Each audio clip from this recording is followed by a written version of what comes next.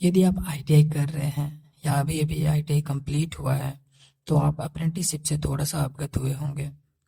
लेकिन अप्रेंटिसशिप पर इंफॉर्मेशन देने की ज़रूरत क्यों है?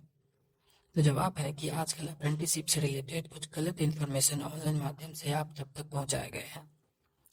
इसलिए एक सही अप्रेंटिस का चुनाव करने में मैं आपकी पूरी तरीके से सहायता करूंगा। अप्रेंटिसशिप का साधारण मतलब आईटीआई के बाद इंडस्ट्रियल स्किल्स को डेवलप करने से है। अप्रेंटिसशिप एक परमानेंट जॉब नहीं होती है। यहाँ स्टूडेंट भूल कर बैठते हैं। इसलिए मैं एक बार फिर बता दूं कि अप्रेंटिसशिप 1 वर्ष की ट्रेनिंग होती है और इसके बाद आपको परमानेंट जॉब का कोई भी दावा नहीं होता है। तो यदि अप्रेंटिसशिप के बाद परमानेंट जॉब नहीं लगती तो अप्रेंटिसशिप क्यों करें? अप्रेंटिसशिप करने के अपने अलग फ़ायदे हैं। जैसे कि यदि आप रेलवे से अप्रेंटिसशिप करते हैं तो 20% आरक्षित सीट्स होते हैं। ये सीट्स टेक्निकल एंट्री के लिए होते हैं जब भी रेलवे की रिक्रूटमेंट नोटिफिकेशन आती है।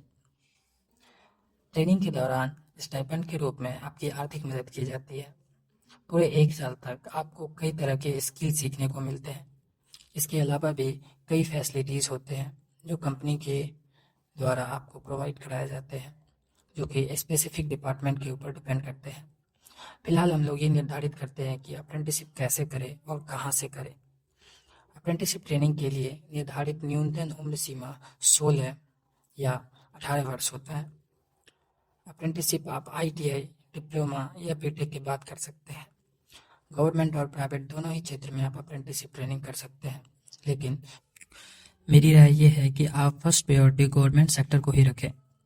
अप्रेंटिसशिप की नियम व शर्तें अप्रेंटिसशिप एक्ट 1961 के तहत विस्तार पूर्वक वर्णित है और यहाँ ये भी साफ जाहिर है कि अप्रेंटिसशिप ट्रेनिंग के दौरान रहने व खाने पीने की व्यवस्था प्रशिक्षु खुद करें, परंतु कुछ संस्थाएं खाने या रहने की व्यवस्था स्वेच्छा से प्रबंधन करवाते हैं, जो कि लो कॉस्ट पर उपलब्ध होते हैं। अप्रेंटिसशिप ट्रेनिंग के इच्छुक स्टूडेंट्स के लिए ऑनलाइन वेबसाइट उपलब्ध है।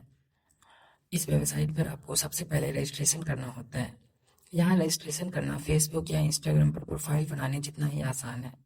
इंस्टाग्राम आईडी की तरह ही यहाँ भी यूजर आईडी होता है, जिन्हें अक्सर रजिस्ट्रेशन नंबर कहकर हम पुकारते हैं।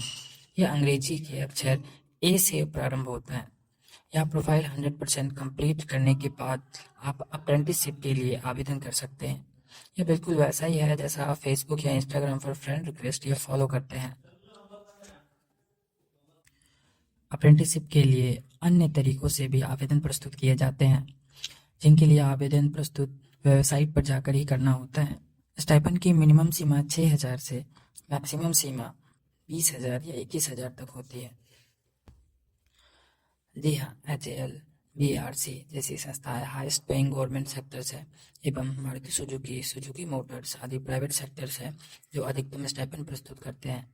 परंतु रेलवे, DRDO, इसरो, NPCL आदि लोएस्ट स्टाइपेंड प्रस्तुत करते हैं।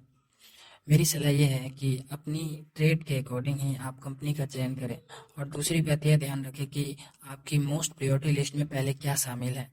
जैसे यदि आप अधिक से अधिक सीखना चाहते हैं तो आप रिसर्च सेक्टर वाले कंपनी का चयन करें, परंतु यदि आप बस रेलवे में भर्ती चाहते हैं तो रेलवे अप्रेंटिस के वेस्ट लिस्ट में आप शामिल हो सकते हैं।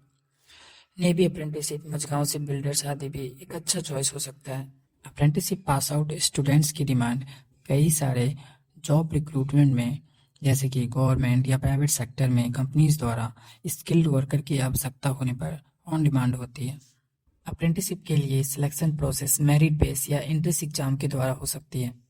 अधिकांश कंपनीज मेरिट बेस सिलेक्शन ही करते हैं, जिनके लिए 10वीं और ITI के मार्क्स देखे जाते हैं। खुशी की बात यह है कि बिना ITI वाले भी अप्रेंटिसशिप कर सकते हैं और उनके लिए कोर्स की अवधि 2 वर्ष होती है। अप्रेंटिसशिप कोर्स एक कॉन्ट्रैक्ट होता है जो आपके और रजिस्टर्ड कंपनी के बीच होता है और कॉन्ट्रैक्ट के rules and regulations apprenticeship act 1961 के तहत यदि आप कॉन्ट्रैक्ट तोड़ते हैं या नियमों का उल्लंघन करते हैं तो आपको स्टाइपेंड के रूप में प्राप्त पैसे वापस भी करने पड़ सकते हैं। ये एक ऑप्शनल केस होता है। ध्यान रहे कि फ्रॉड प्राइवेट कंपनी से सतर्क रहे। अप्रेंटिसशिप के दौरान साल भर में 2 बार प्रैक्टिकल एग्जामिनेशन के प्रावधान होते हैं और कोर्स कंप्लीशन के बाद ITI के NPC सर्टिफिकेट की तरह ही आपको NAC सर्टिफिकेट यानी नेशनल अप्रेंटिसशिप सर्टिफिकेट दिए जाते हैं। वीडियो में यहाँ तक बने रहने के लिए धन्यवाद। अन्य अपडेट्स के लिए आप मेरे टेलीग्राम चैनल से जुड़ सकते हैं, जिसकी लिंक डिस्क्रिप्शन में मौजूद है। जय हिंद।